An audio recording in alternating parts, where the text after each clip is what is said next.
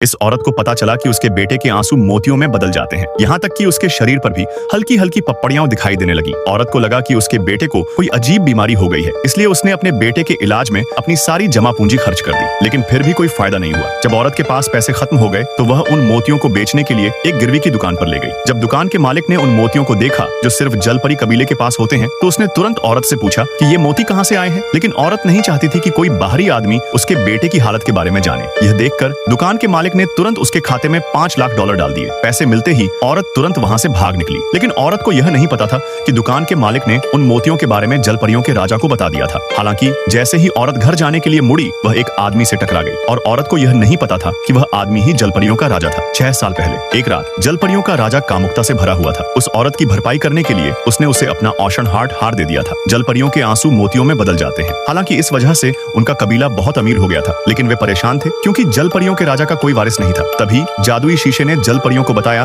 कि जलपरियों के राजा का असल में जमीन पर एक बेटा है। यह सुनकर जलपरियों के राजा ने तुरंत अपने पूरे कबीले को उसे ढूंढने का हुक्म दिया। लेकिन जब जलपरियों का राजा उस औरत से दोबारा मिला तो वह उसे पहचान नहीं पाया। औरत को गलतफहमी हो गई कि वह आदमी जानबूझकर उसका फायदा उठाने की कोशिश कर रहा है। उसने उस आदमी को धक्का दिया और गुस्से में वहां से चली गई। तभी उस आदमी के एक मातहत ने उसे बताया कि उन्हें ओशन हार की जगह का पता चल गया है। यह सुनकर उस आदमी ने तुरंत अपने मातहतों को हुक्म दिया कि वे उसके बेटे को घर ले आए। लेकिन उस आदमी को यह नहीं पता था कि 3 साल पहले उस औरत की चालाक बहन ने, जब औरत का ध्यान कहीं और था, चुपके से वह हार चुरा लिया था और अब यह हार उस औरत की चालाक बहन ने पहना हुआ था। जल्द ही समुद्र के राजा के आदमियों ने हार की महक का पीछा करते हुए उस औरत की बहन को ढूंढ लिया और वे उसे और उसके बेटे को जलपरी राजा के महल में ले गए। दौलत भरी जिंदगी पाने के लिए उस औरत की बहन ने उस औरत का रूप धरने का फैसला किया। शुरू में उस आदमी को कुछ शक हुआ। अगले भाग के लिए जल्दी कमेंट में यस लिखे।